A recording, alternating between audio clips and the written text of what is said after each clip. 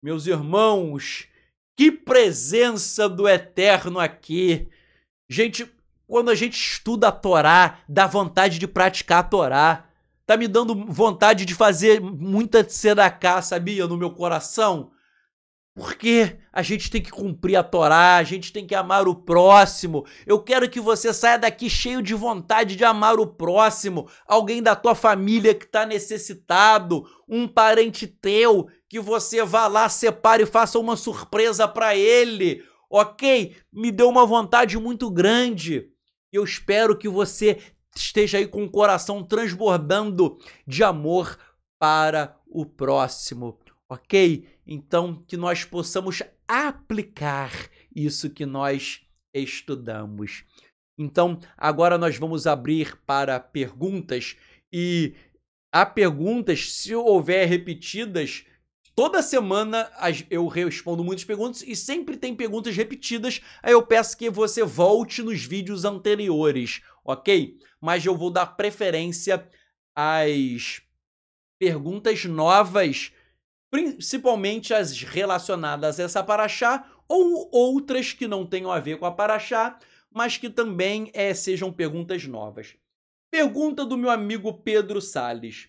Conforme lecionou o Talmud em respeito ao ensinamento da Tzedakah, podemos interpretar que os espíritas estão mais próximos da redenção do que os próprios nazarenos ou messiânicos? Não estou generalizando, mas a maioria dos espíritas fazem inúmeras obras para o próximo. Meu amigo Pedro Salles, pergunta fantástica a sua.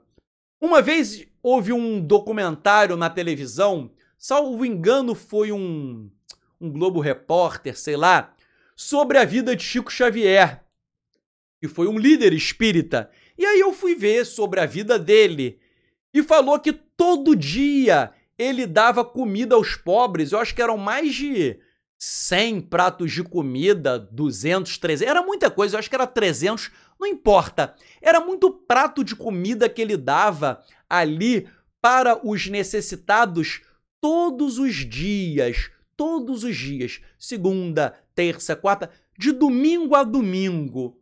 E daí eu vi aquilo ali e eu fiquei pensando a mesma coisa que você. Ele está dando um testemunho melhor do que o nosso. Por quê?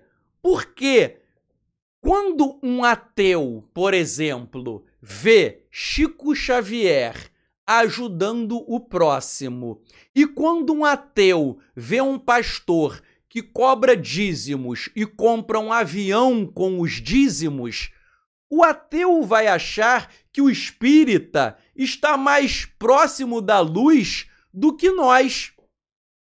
Entenderam?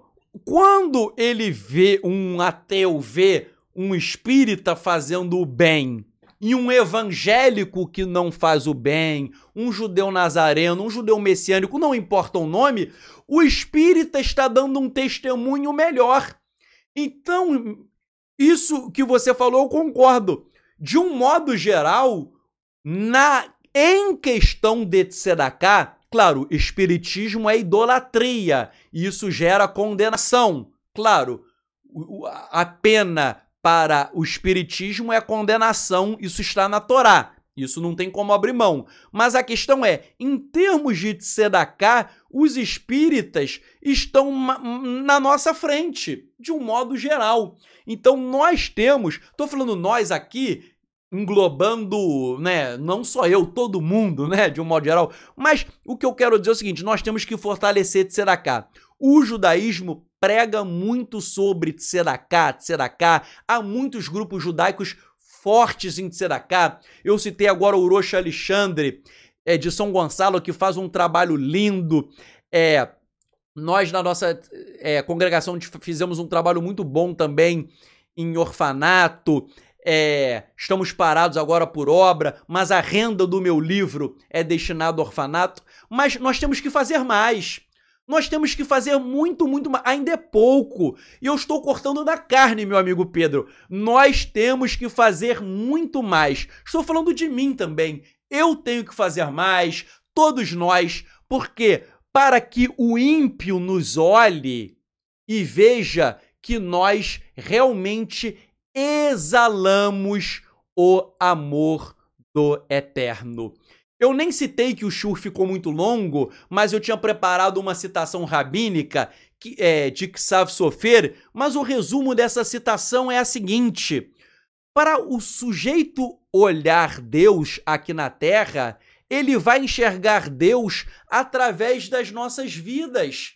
Alguém vai enxergar Yeshua através da minha vida. Então nós temos que superar Chico Xavier, temos que superar Madre Teresa de Calcutá, nós temos que superar todos eles. Então a tua pergunta é fantástica. Eu creio que de um modo geral, me parece que na área de Tzedakah eles estão à nossa frente, né, de um modo geral, né, não posso generalizar, mas isso não deveria ser assim. Então isso daí, Pedro, serve como um convite para que nós venhamos a fazer muito mais. Porque eu espero, né, que um dia as pessoas falem assim, não, os judeus nazarenos, esses sim, são os que mais fazem caridade no Brasil. Tzedakah, né? Só que quem não sabe hebraico vai chamar de caridade, mas vão falar que a gente faz mais, ok? Mas tua pergunta foi brilhante, Pedro. Pergunta de Aline Bertão. Se a pessoa não religiosa que ajuda bastante o próximo, ela será salva? Olhem só, foi o que eu estava falando. Há pecados puníveis com morte. Um dos pecados puníveis com morte é a idolatria. Então alguém pode ajudar o próximo, mas se o sujeito for idólatra, ele será o quê? Condenado, ok? É claro que o Eterno pode colocar os atos da pessoa na balança e... Eu estava falando de Chico Xavier, mas, por exemplo, o ladrão da cruz, no último momento, ele se converteu. Então, até um espírita, provavelmente todos os espíritas já assistiram a algum tipo de pregação. Quem não garante que no último momento de vida o sujeito se arrependeu, não é? Então eu gostaria até, não é, que Chico Xavier e outros espíritas, espero que no último minuto de vida, né, eles tenham se arrependido e, obviamente, se eles se arrependeram, eles serão salvos, tal como o ladrão da cruz. Então, às vezes, a Tzedakah vai pesar tanto na balança que o Eterno vai dar uma oportunidade, ainda que seja no último minuto de vida, ok? Mas se o sujeito morrer idólatra, feiticeiro, praticando espiritismo, que é punido com morte pela Torá, aí a própria, não só a Torá, mas a Brit Hadashah, Shaul, Paulo, falou que os idólatras não herdarão o reino dos céus. Isso ele fala na carta aos Coríntios, ou seja, eles serão condenados. Mas o meu desejo é que eles venham a se arrepender, ainda que seja no último minuto de vida. Nério Porto, perguntem uma dúvida acerca das leis de Tzedakah. O texto diz que podemos, no caso, os sábios podem trabalhar no Shabat como um dia comum para não ter que pedir ajuda aos outros pelas nossas necessidades. Olha só, Nério Porto, eu fiz um estudo muito breve que já está no YouTube e eu fui até muito criticado, mas depois eu fiz até um estudo que eu não publiquei ainda, porque eu fiz um estudo muito sucinto e as pessoas não entenderam a profundidade e começaram a me criticar. E daí eu elaborei um estudo extenso, né, de quase 2 horas, mas eu não tive tempo ainda de gravar esse estudo e publicar. É exatamente o seguinte, sobre a questão do gentio que não está obrigado a guardar o Shabat, e eu explico os motivos. os próprios rabinos falam que o gentio não está obrigado. Ele pode, mas ele não está obrigado. Então vejam só, provavelmente você e praticamente quase todos que me assistem são de origem gentílica. E os rabinos falam que o gentio não está obrigado. Ele pode guardar, mas ele não está obrigado. Tem gente que acha que eu estou falando besteira, mas não há muitos fundamentos na própria Torá que o gentio não é obrigado. O próprio Veshamuru Benei Israel et HaShabbat, e guardarão os filhos de Israel o Shabat. A Torá diz, Veshamuru Benei Israel et HaShabbat, e guardarão os filhos de Israel o Shabat. Então a Torá diz que quem está obrigado a guardar o Shabat são apenas os filhos de Israel. Então, os gentios, eles não estão obrigados a guardar. Então eu fiz um estudo na internet dizendo, se o sujeito é gentio e ele está no Brasil, se ele puder guardar o Shabat, ótimo, eu estimulo, eu incentivo, eu gostaria que você guardasse. Porém, eu fiz um vídeo mostrando que aqui no Brasil, o gentio, ele não está obrigado e a legislação trabalhista aqui é outra. Então, se ele não guardar o Shabat, ele não irá para o inferno, ok? Isso eu tenho um vídeo. O vídeo eu acho que tá assim, jogue no nosso canal, o gentio está obrigado a guardar o Shabat, é o nome do vídeo, se o gentio está obrigado, ok? Então nessa sua hipótese, se o sujeito é gentio, obviamente ele não está obrigado, mas ele deve guardar, se ele puder guardar, é muito bom que ele guarde, ok? Há um vídeo sobre isso. Letícia, minha pergunta é a seguinte, meus pais moram no interior e nós adotamos alimentação kasher. Pergunta de Letícia Santos. Desde o início do ano não comemos carne animal, porém meus pais recebem dos vizinhos carne animal e derivados. É pecado darmos aos nossos familiares e amigos que são necessitados e humildes, sabendo que a carne não é kasher? A mesma coisa acontece no Pêssar, quando tiramos o fermento de casa. Bem, eu entendi a tua pergunta. A Torá, isso está na própria Torá, dizendo que o povo de Israel deve guardar a alimentação kasher. Mas o povo de Israel poderia dar carne não kasher aos gentios. Está lá no hebraico com o nome de nevelá, que é a carcaça, mas que isso se estende à carne não kasher. Então, sendo bem objetivo, a Torá diz que o povo de Israel deve guardar a alimentação kasher, mas o que não for kasher pode ser dado aos gentios. Isso a própria Torá diz quando ela vai tratar da nevelá. Então, se você guarda a alimentação kasher, fiquei muito feliz, Letícia, que você e sua família guarda, muito feliz. E se você receber um negócio que não é kasher, você pode dar para um gentio pobre? Pode. Em Pêssar é a mesma coisa. Você pode dar algo fermentado para alguém pobre? Pode. Um exemplo que eu já citei eu já citei isso, mas até um exemplo que aconteceu comigo e com a minha esposa, Letícia.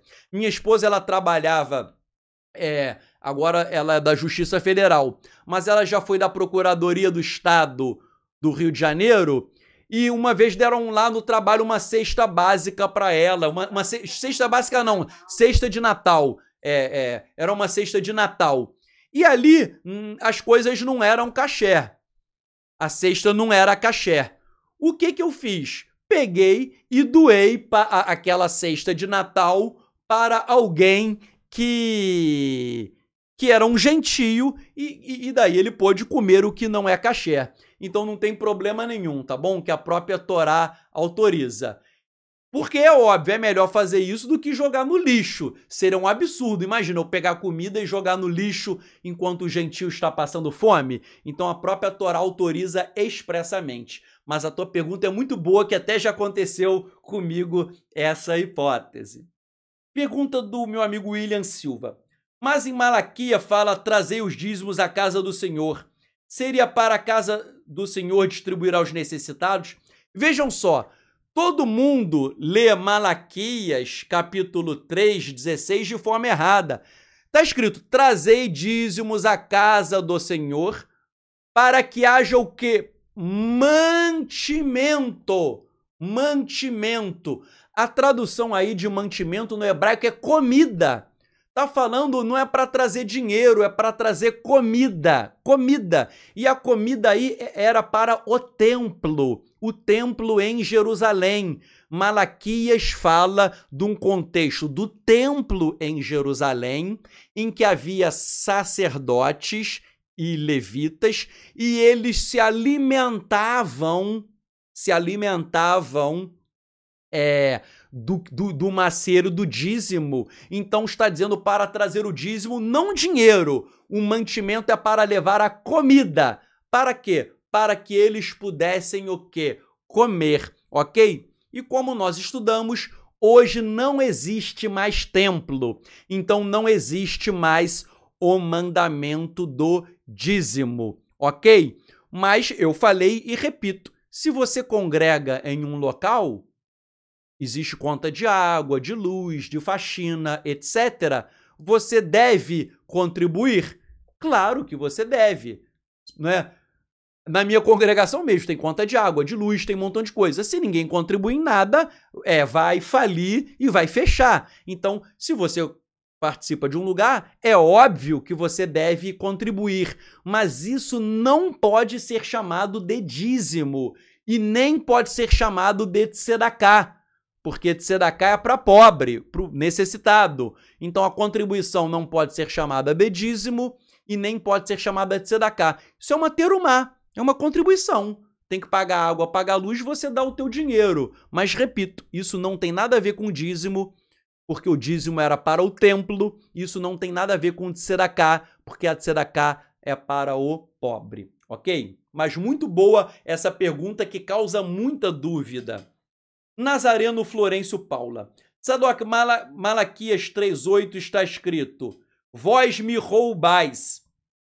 Baseado nesse texto, mais uma vez ouvi o seguinte na igreja, se você não dá o dízimo é ladrão, consequentemente irá para o inferno, porque ladrões não herdarão no reino dos céus.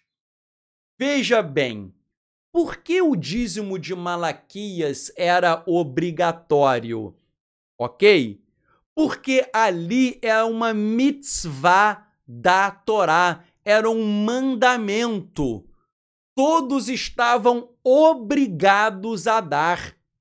Então, quando existia o templo, havia uma mitzvah, um mandamento obrigando. E, obviamente, se você está obrigado e você não dá, aí sim você é ladrão, ok? Mas isso era naquela época, na época do templo. Hoje, ninguém pode te chamar de ladrão, porque hoje não existe mais templo. Então, o texto de Malaquias, ele é aplicado no contexto do templo, porque, repito, ali era uma mitzvah, era um mandamento, você estava obrigado. E hoje em dia, você não está mais obrigado, por quê?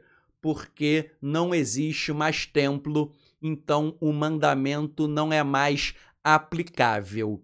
O que existe hoje, e que eu ressaltei bem, é a tzedaká. Você tem que ajudar o pobre, sim, e o Shulchan Aruch, ele estimula que você separe um dinheiro, 10% do...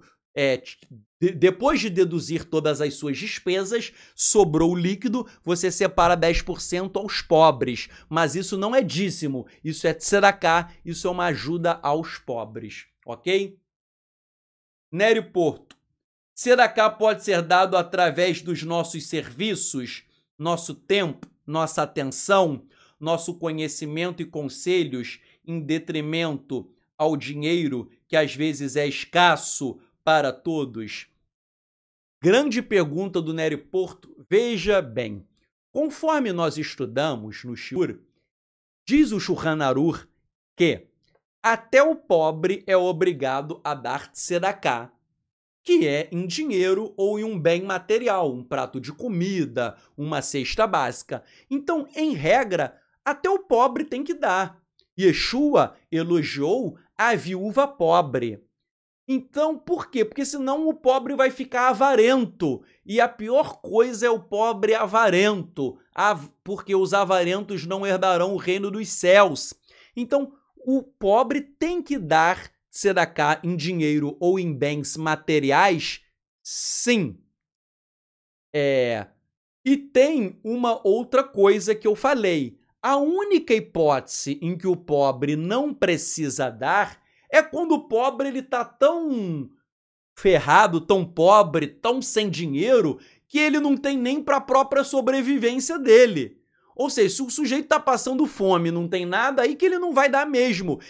Ou, diz o Shulchan Aruch, se ele tem só para a comida dele própria e da sua família, o teu sustento e da tua família tem preferência sobre um sustento de um terceiro.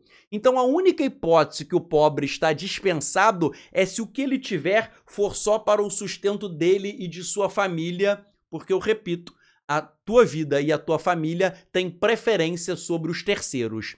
Mas, tirando essa hipótese excepcional, todos sempre podem ajudar de alguma forma, ok? Agora, uma segunda parte da tua pergunta, que eu não falei no shiur hoje, eu não falei porque já estava muito extenso, que é uma distinção doutrinária entre tzedakah e gemilut hassadim. Tzedakah, o que é tzedakah? É um ato de ajuda ao pobre por meio de bens materiais. Dinheiro, cesta básica, comida. E existe uma outra coisa chamada gemilut hassadim, que é um ato de bondade, mas que não depende necessariamente de dinheiro ou bens. Que você, por exemplo, vou dar um exemplo. Alguém está enfermo. Poxa, Tzadok, você pode orar por mim? Eu oro pela vida da pessoa. Isso não é tzedakah, porque isso não envolve dinheiro e nenhum bem material. Mas isso é gemilut hassadim, isso é um ato de bondade. Alguém está deprimido, me pede um aconselhamento. Quando eu dou um aconselhamento, isso não é tzedakah, porque eu não dei dinheiro, eu não dei cesta básica, eu não dei comida. Mas já que eu estou dando um aconselhamento, isso é chamado de gemilut hassadim, atos de bondade. Então, o judaísmo diz que existem duas coisas que nós devemos praticar. Duas. De um lado, tzedakah, que envolve bens materiais, eu dou dinheiro, eu dou comida. E outra coisa que é gemilut hassadim, atos de bondade, que não tem nada a ver com dinheiro. Eu vou visitar um enfermo, eu vou aconselhar uma pessoa, eu vou ajudar alguém.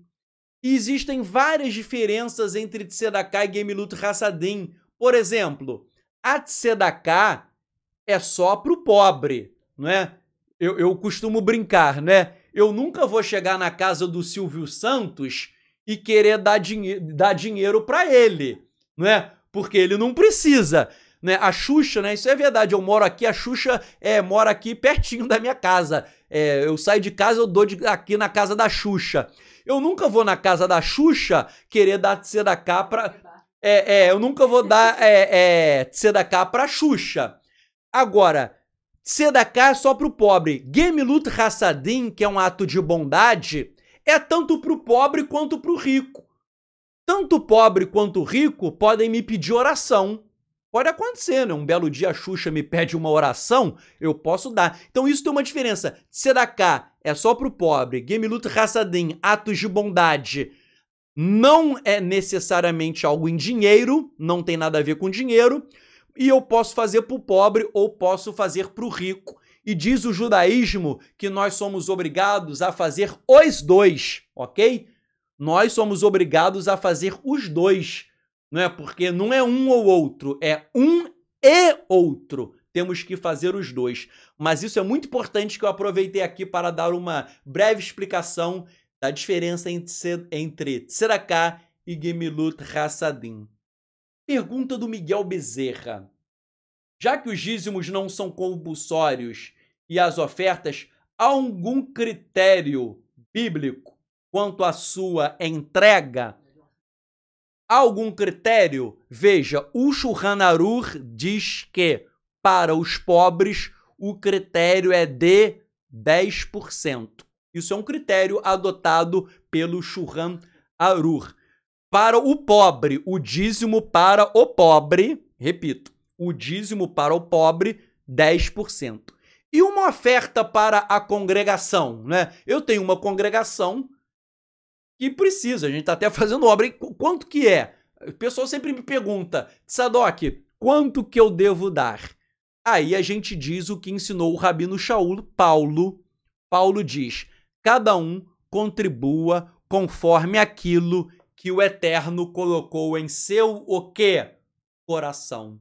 Aí, então, para a congregação, cada um oferta aquilo que foi proposto no coração. Na minha congregação funciona assim, entendeu? Cada um vai. Não tem dízimo, não tem percentual, não tem nada. É o que o Eterno colocou no teu coração. Então, fazendo essa distinção. Para a congregação, é aquilo que o Eterno colocou no teu coração. Para os pobres, o Shulchan Aruch dá esse critério de 10% sobre o líquido, né? Sobre o líquido, sobre o que sobrou do teu salário, ok? Bem, agora até então eu estava falando sobre dízimos e ofertas, agora outras perguntas.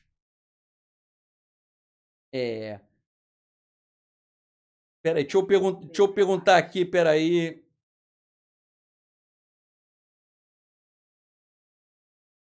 Veja, alguém perguntou, Jair Nascimento, se o mandamento do Shabat e da circuncisão foram dados a um gentio antes que Israel existisse, por que os rabinos não a Torá exime, a guarda?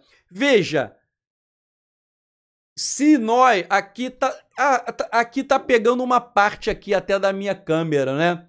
Aqui, ó, tem 2 volumes que estão ali na estante. Isso daqui é o Sefer HaHinur em 10 volumes.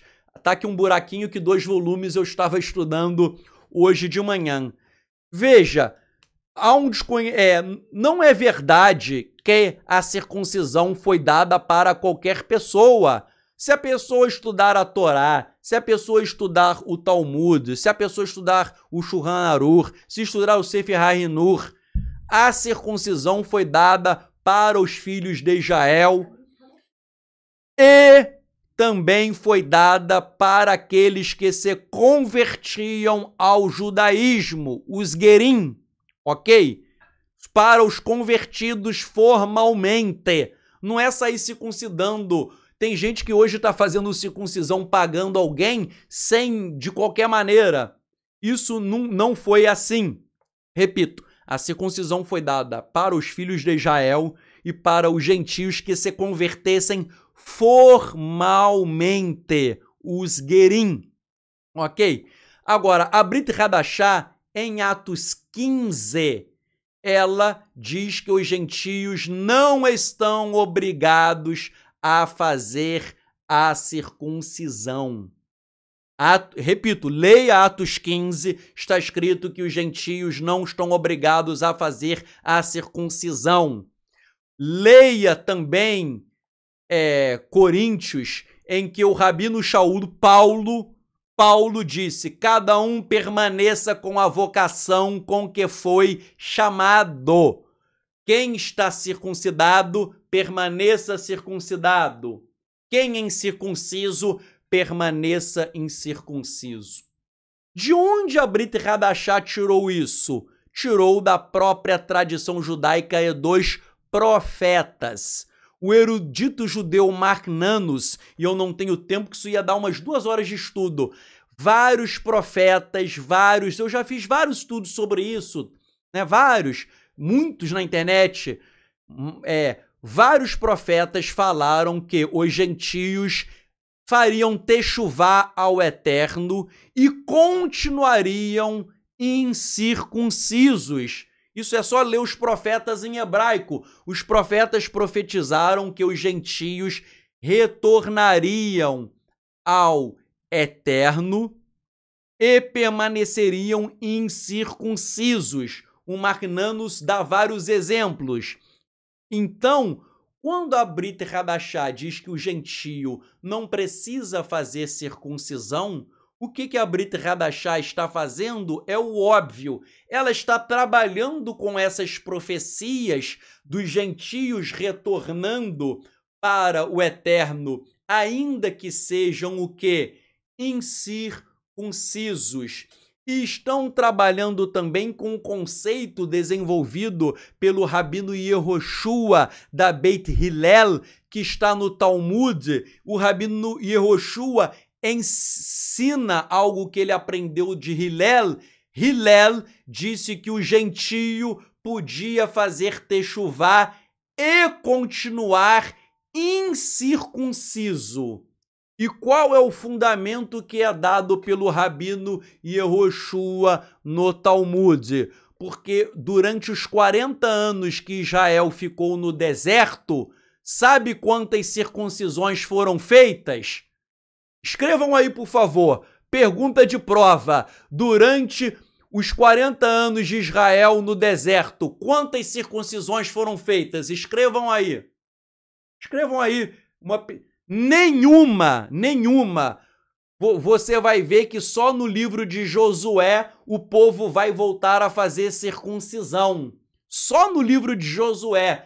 Então, o que a Beit Hillel, através do Rabino Yehoshua, ele ensina é o seguinte: até mesmo Israel ficou 40 anos no deserto sem fazer circuncisão. Então, o raciocínio do Rabino Yehoshua é: até Israel ficou 40 anos no deserto sem fazer circuncisão. Que dirá o gentio? Então, meu amigo Jair, pense só, se até o povo de Israel ficou sem fazer circuncisão no deserto, que dirá os gentios? E um argumento usado pelo Mark Nanos, um PhD, né, que também é um argumento usado há anos por uma pessoa muito erudita, que por acaso veio a se casar comigo e se tornar a minha esposa. Minha esposa, antes do Mark Nanos, só para você ver, Mark Nanos hoje em dia ele é o suprassumo da academia. Todo mundo bate palma para Mark Nanos.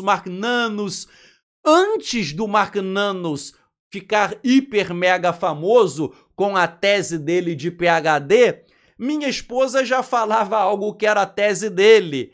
Minha esposa analisou os profetas. Os profetas dizem que Deus não é Deus só dos judeus. Ele é Deus dos judeus e também dos gentios.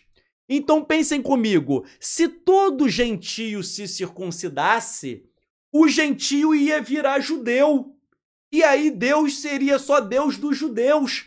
Percebam só, olhem só, se eu pregasse que todo gentio precisa se circuncidar e virar judeu, todos os gentios se circuncidariam, eles virariam judeus e Deus viraria só Deus dos judeus. Mas os profetas falaram que Deus é Deus dos judeus e também dos gentios. Então, se todos os gentios se circuncidassem, o que disse minha esposa e depois falou Mark Nanos? Se todos os gentios se circuncidassem, as palavras dos profetas seriam anuladas. As profecias seriam destruídas. Então, para se cumprir as profecias, os gentios precisam continuarem circuncisos. Repito, para que sejam cumpridas as profecias do final dos tempos, os gentios precisam continuarem circuncisos, senão os profetas nós chegaremos à conclusão que os profetas mentiram, o que seria um absurdo. E é por isso que o Talmud diz isso, os profetas falam isso, e o Rabino Shaul disse: cada um permaneça com a vocação com que foi chamado. Circuncidado, fica circuncidado, que é o meu caso, e quem é incircunciso, permaneça incircunciso. Aí sim eu vou conseguir cumprir as profecias de que Deus salvará tanto os judeus circuncidados quanto os gentios incircuncisos, ok? O Eterno virá salvar os dois. É só ler também, além dos profetas, o livro de Apocalipse. Fala, pessoas de todos os povos, tribos, línguas e nações. Esse pessoal de todos os povos, tribos, línguas e nações, eles são o quê? Eles são incircuncisos. Eles são gentios. Então, para se cumprir Apocalipse, tem que haver gentios incircuncisos, sim. Agora, o que é mais importante a galera não prega é Romanos capítulo 2, que o mais importante é a Brit Milah Halev, é a circuncisão do coração. Shaul falou, o verdadeiro judeu é o judeu que é circuncidado no coração. E eu vou dar um testemunho de minha vida. Eu fui circuncidado criança, mas eu, minha gente, não praticava a Torá. De que adiantou a minha circuncisão na carne? Nada. Meus irmãos, eu tenho 12 irmãos, eles não fizeram techuvá. E eles são circuncidados na carne. De que adianta a circuncisão deles? Nada. A minha circuncisão na carne, ela só teve efeito no dia em que o meu coração foi circuncidado. Ok? Então, a circuncisão... E, para concluir, isso é um tema profundo. Eu não quero exaurir esse tema, que ele é muito profundo, mas eu estou resumindo. Eu ficaria 2 horas falando sobre isso, mas eu só quero usar um argumento adicional. A própria Torá em Devarim, Deuteronômio, ela é expressa, dizendo que o Eterno sempre quis foi a circuncisão do coração. Circuncisão do coração está escrito na própria Torá. Então, a circuncisão do coração é muito importante. Tanto é verdade que as mulheres não fazem circuncisão na carne, mas precisam de circuncisão no coração. Ok? Bem, seguindo aqui algumas perguntas. Rafael Oliveira, pergunta da semana passada. Por que Deus teria tentado matar a Moisés logo após tê-lo comissionado para ser o libertador de Israel, especialmente quando o mesmo estava a caminho do Egito para executar a missão recebida? Por que o Eterno tentou matar Moisés? Por quê? Porque ele não tinha feito a circuncisão do filho. Agora, por que ele precisava fazer a circuncisão do filho? Porque a circuncisão foi ordenada aos descendentes de Abraão. Então ali era um mandamento essencial que ele deveria cumprir. Repito, Moisés é descendente de Abraão e ele tinha o dever de fazer a circuncisão. Já que ele demorou a fazê-lo, há esse episódio que o Eterno tenta matá-lo. E aí nós vemos que Tzipporá, Zípora em português, né? Acho que traduzem como Zípora, foi lá e fez. E os rabinos cabalistas, eles dão uma explicação transcendental, dizendo que o seguinte, a circuncisão que devia ser feita ali, naquele momento, ela representava um despojamento da própria carnalidade. Moisés ele ia cumprir uma missão espiritual muito profunda. E ele e toda a família tinham que fazer circuncisão. Ele já era, mas a família, o filho tinha que fazer circuncisão por quê? porque aquilo ali simbolizava um despojamento total da sua carnalidade, da carnalidade do filho, porque logo depois ele ia receber a Torá no Monte Sinai. Isso também é um tema muito extenso, né? Eu fiz um curso uma vez com o Rabino Yitzhak Italki, o rabino do Canadá, e ele fez uma análise muito profunda da circuncisão, analisando profundas fontes cabalísticas, só que eu não tenho como falar aqui, que é um negócio muito, muito profundo, que demandaria horas e horas. Foi um curso de dias e dias só estudando sobre circuncisão, ok? Em fontes racídicas, em fontes cabalísticas. Mas a questão foi essa. Pergunta do Fábio Machado. A linhagem dos reis de Israel, casa de Jehudá, estão ainda vivos? Também o que acontecerá quando eles voltarem para Israel, visto que a família do Messias estão vivos? Olhem só. Vejam só. Yeshua, ele é descendente da casa de Davi. Ok? Isso é um fato. No primeiro século, havia registros genealógicos, dizendo quem era de qual tribo. Com a destruição do segundo templo, os registros genealógicos desapareceram. Então, hoje em dia, muita gente é judeu, mas não sabe ao certo a qual tribo pertence. Todo mundo fala, ele é judeu, mas às vezes não necessariamente ele é da tribo de Judá, porque muita gente era chamado de judeu, mas ali em Jerusalém, em Israel, tinha gente de outras tribos que ficaram ali. Mesmo com o cativeiro babilônico, o cativeiro assírio, tinha gente que ficou, que voltou. Então tinha gente de outras tribos, sim, como ensinou o Rabino Bernstein. Então, havia pessoas de outras tribos. Então, hoje em dia, não tem como saber quem realmente é da tribo de Yehudá, da tribo de Naftali, da tribo de Gade, porque os registros genealógicos desapareceram. Essa é uma grande prova de que Yeshua é o Mashiach. Por quê? Porque se hoje alguém aparecesse, suponhamos que eu não cresça em Yeshua, suponhamos que eu não cresça em Yeshua e aparecesse alguém dizendo assim, eu sou descendente do rei Davi, eu sou o Mashiach. Eu ia falar para o sujeito assim, então eu quero uma prova de que você é descendente do rei Davi. Eu quero uma prova documental no papel que você é descendente do rei Davi. Essa pessoa não teria como provar que ela é descendente do rei Davi. Por quê? Porque não existe mais esse registro. Então, qualquer sujeito que se apresente hoje como um Messias, ele não consegue provar que ele é o Messias porque não existe. Agora, quando Yeshua voltar, ele sabe quem é quem. Ele sabe. Por exemplo, alguns estudos que já apontaram, mas não são 100% corretos, que eu sou descendente de Cohen, de sacerdote.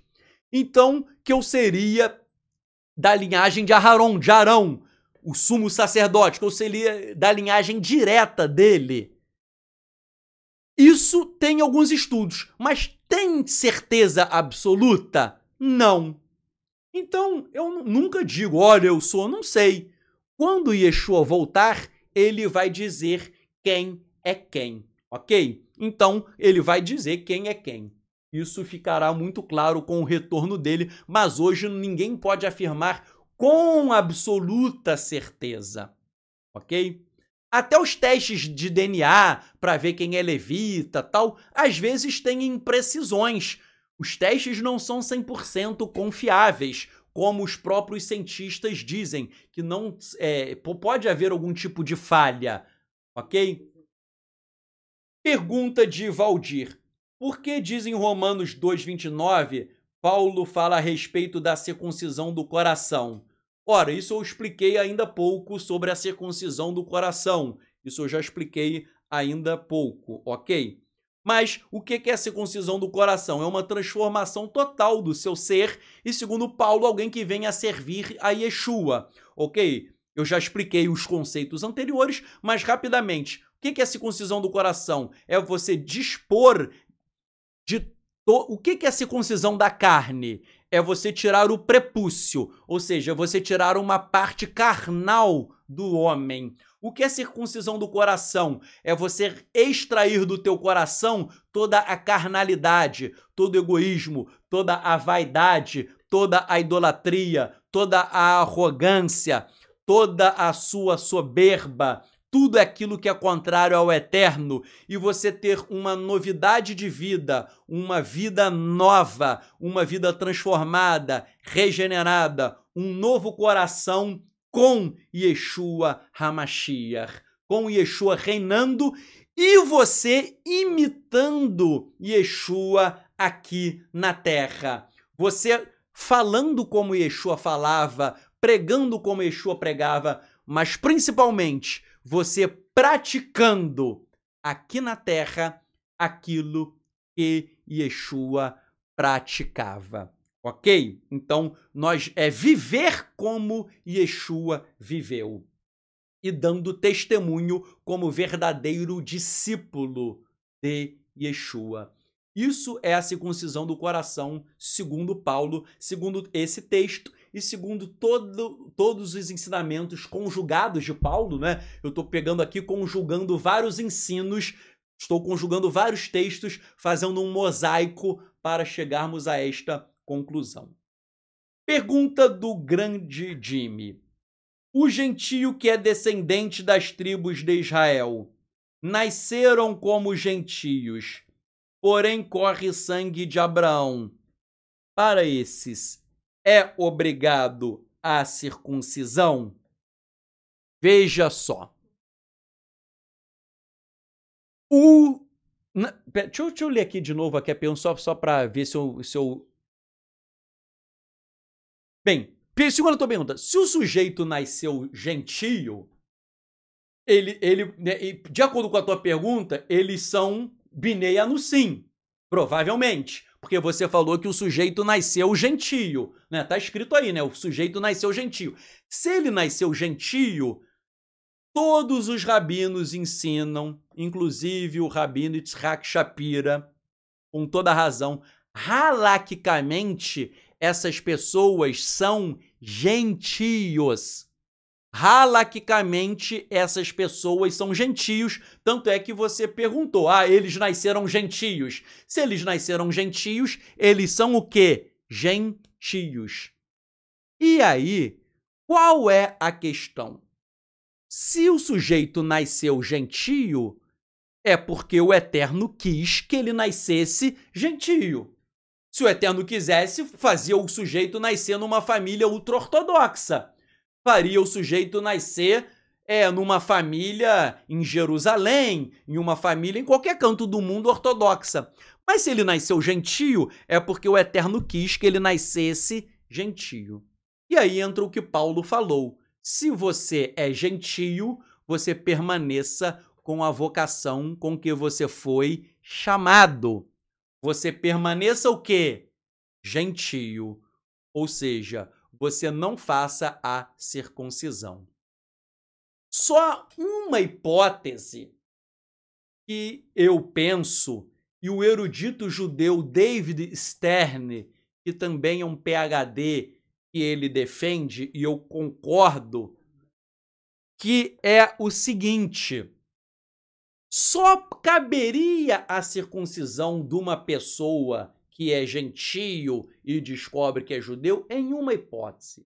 Se a pessoa fizesse aliar para Israel, ingressasse numa comunidade judaica, passasse a viver totalmente como judeu em Israel, com um chamado do Eterno para aquilo. Ou seja, não é como eu vejo aí não, o sujeito vai, eu fiz a circuncisão, eu paguei um açougueiro ali para para fazer a minha circuncisão, eu pago. Não é isso. É alguém que chamou teve um chamado. O sujeito recebeu um chamado do Eterno. Um chamado. Faz aliar, mora em Israel, ingressa numa comunidade judaica, faz uma conversão formal ao judaísmo, e já que ali ele vai viver totalmente como judeu, ele vai e faz a circuncisão. Mas aí, meus amigos, não é porque ele fez a circuncisão, não é porque ele quis, é porque ele teve um chamado específico do Eterno. A minha crítica que eu tenho aí ao movimento da Techuvá no Brasil é que todo mundo faz circuncisão sem chamado nenhum. E repito, David Stern fala, essa circuncisão feita até em Israel, com conversão formal, segundo o Beit Din em Israel, ok? Não é, hoje em dia o sujeito faz circuncisão, é uma palhaçada. Desculpem aí, mas eu vou falar o português claro. Circuncisões feitas aqui no Brasil, isso se chama palhaçada, ok? E eu digo isso porque eu sou circuncidado desde criança. Mas isso que é feito aqui no Brasil é uma palhaçada. Tanto é palhaçada que nem vale em Israel. Não vale em Israel. Você paga um negócio que não vale nada, nada, nada, nada. No aramaico, Shaul tem uma carta que ele chama esses que se circuncidaram, sabe de quê? A tradução é de mutilados. Então, eu, Tzadok, sou circuncidado, mas tem gente que é mutilado. Quem paga a circuncisão aqui no Brasil, essas que não vale nada, o sujeito não é circuncidado, ele é um mutilado. Então isso é muito importante, meu amigo Jimmy. Existe o circuncidado e existe o mutilado, ok? O mutilado é um camarada que não é nada, nada, nada. Então tem muita gente que fala, Tzadok, eu sou circuncidado porque eu dei um dinheirinho tal e o morrelo tal fez. Eu fico quietinho. Mas ele não é circuncidado, ele é um mutilado, ok? Quer fazer... Se o sujeito que recebeu um chamado de Deus faz algo decente, faz aliar, vai morar em Israel, receba um chamado do Eterno, faça algo sério, algo reconhecido, aí sim, ok? Eu não vou criticar. Mas essa palhaçada que é feita aqui no Brasil, me deram um certificado, aí o pessoal me mostra um certificado que não vale nada em Israel, ok? Isso é só, tem muito morrelo aí que só quer ganhar dinheiro, porque a circuncisão aí estão cobrando, salvo engano, 2.000, 3.000 reais, 3.000 reais, isso é só para ganhar dinheiro, é um comércio que não vale de nada.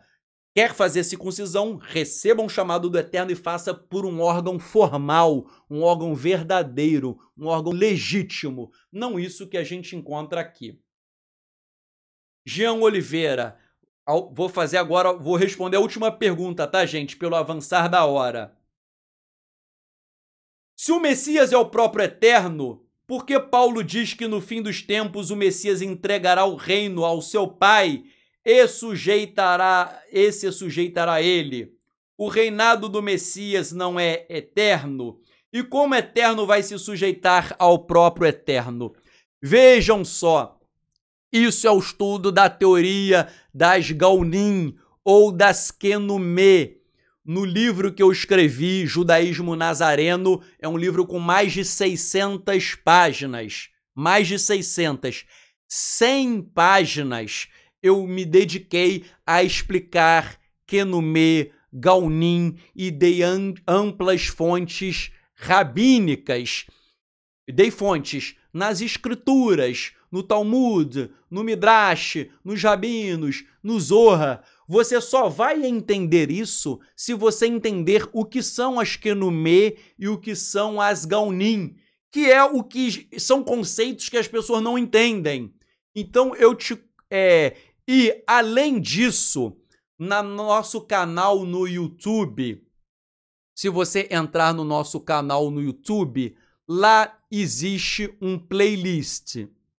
No playlist do nosso canal do YouTube, há uma sessão chamada Elohut. Elohut. Elohut significa divindade. Nesta sessão há 14 vídeos meus. Então, além das 100 páginas que eu escrevi, eu fiz ainda 14 vídeos adicionais sobre o tema. Vejam como o tema é profundo. Eu escrevi 100 páginas e há 14 vídeos só sobre isso.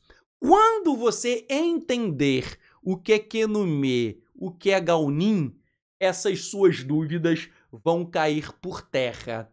Por quê? Porque você vai entender, mas você tem que ler as 100 páginas e assistir aos 14 vídeos. Depois de tudo isso, você vai entender que o Eterno se manifesta de várias formas. Tal como a água, ela se manifesta em 3 estados: sólido, líquido e gasoso. Eu pego um copo de beber, aquilo ali é água, é H2O em estado líquido. H2O. Quando eu boto na geladeira e congela, aquilo ali é gelo. Gelo continua sendo H2O. Continua sendo água, mas é em um outro estado. Quando eu boto água para ferver na panela e ela evapora, aquele vaporzinho continua sendo H2O. Então vejam, a água de beber é diferente do gelo e é diferente do vapor. Eu vejo coisas diferentes, mas tudo tem a mesma composição que é H2O. A água de beber, líquido, água no estado gasoso, o vapor, e água no estado sólido, líquido. Da mesma forma, o Eterno ele se manifesta de formas diversas. E o Mashiach é uma das manifestações do Eterno, e uma manifestação do Eterno vai se entregar e se sujeitar a outra manifestação do Eterno, que é uma manifestação de maior intensidade. A literatura rabínica fala de Adonai Gadol e Adonai Katan, o grande Adonai e o Adonai pequeno. Repito, literatura rabínica fala do Adonai grande e o Adonai pequeno. Então Adonai ele é 2? Não, são 2, não, Adonai é 1. Mas ele é chamado de Adonai grande e Adonai pequeno. 2, que na verdade são um e o mesmo, tal como H2O é o mesmo, não importa se o estado é sólido, líquido ou gasoso. Então, a literatura rabínica fala do Adonai Gadol, Adonai grande, e Adonai Katan, Adonai pequeno. Assim sendo, uma manifestação do Eterno, que é uma manifestação reduzida pelo Tzimtzum, que é um conceito cabalístico que eu expliquei nesses vídeos, o que acontece? Essa manifestação reduzida, o que ela se sujeitar ao Pai? Ela vai se espelhar na manifestação maior. Por quê?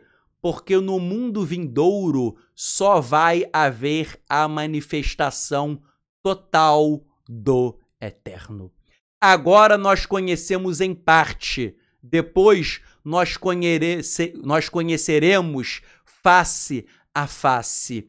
Yeshua se manifestou como Adonai Katan, como Adonai pequeno. Depois haverá a manifestação de Adonai Gadol, do grande Adonai. E essa manifestação plena, ela só vai acontecer no mundo vindouro. Então, esse texto, que é o último que eu peguei para responder, ao que significa que no futuro vai ser entregue tudo ao Pai, se sujeitar e vai ficar tudo com o Pai. A explicação é, no futuro, toda a teoria de Gaonin e de Kenumé, tudo vai ser absorvido por uma Gaun, que é o singular, ou uma Kenoma, que é o singular de Kenumé, que é uma manifestação plena e total, ok? Repito, hoje nós conhecemos uma parte. E por isso que nós temos vários pensamentos. Um grande exemplo, o rabino, eu me lembrei agora, o rabino Yitzhak Lichtenstein, um rabino ortodoxo, que ele conheceu Yeshua, ele fala o seguinte: o judaísmo prega que o eterno não é nem um apenas. A própria Kabbalah fala de 10 sefirot do eterno como 10 emanações. Ah, mas o eterno é 10? Não, o eterno é um só, mas ele se manifesta por 10 sefirot. Então o texto da Brit Hadashah, por que as pessoas interpretam errado esse texto que você citou? Porque as pessoas interpretam com uma mente pagã de que existe o eterno e que existe um outro ser que é o Mashiach. Isso é uma mentalidade pagã porque o eterno não existe ao lado de Yeshua por uma razão singela. A razão é: o eterno não divide a sua glória com ninguém. E está escrito que Yeshua é o Senhor da glória. Isaías diz que o eterno não divide a glória dele com ninguém. E está escrito que Yeshua, na Brit Hadashah, é o Senhor da glória. Então, seria impossível haver o eterno com glória e um outro ser com glória. Isso é um raciocínio pagão. Por exemplo, eu esqueci o nome de quem me perguntou, se você faz liturgia judaica todo dia, você recita o quê? Você recita a prece Adon Olam. E o que está escrito em Adon Olam? Vehu Echad Ve'en Sheni. Ele é um e não existe um segundo. Não existe um outro. Não existe um Mashiach ao lado dele. Isso está em Adon Olam, em qualquer Sidur. Sefarad ou Ashkenaz, não importa qual Sidur. Ve'u Echad Ve'en Sheni. Ele é um e não existe um segundo. Não existe ninguém ao lado do eterno. O Mashiach é Adonai Katan. Ele é uma manifestação do eterno. Ele é o Tzimtzum do eterno. Ele é uma das Gaunim. Ele é uma das Kenumê. Ele é uma das manifestações sefiróticas do eterno. E eu estou resumindo, mas para você entender de fato, você não vai entender com essas minhas breves palavras. Para você entender isso de fato, você tem que ir lá e ler essas 100 páginas e assistir aos 14 vídeos, ok? Então, que o Eterno abençoe e guarde todos vocês. Shabbat Shalom e até o próximo encontro. E o que o Eterno abençoe e guarde todos vocês e toda a sua família. Shalom, shalom, um grande abraço.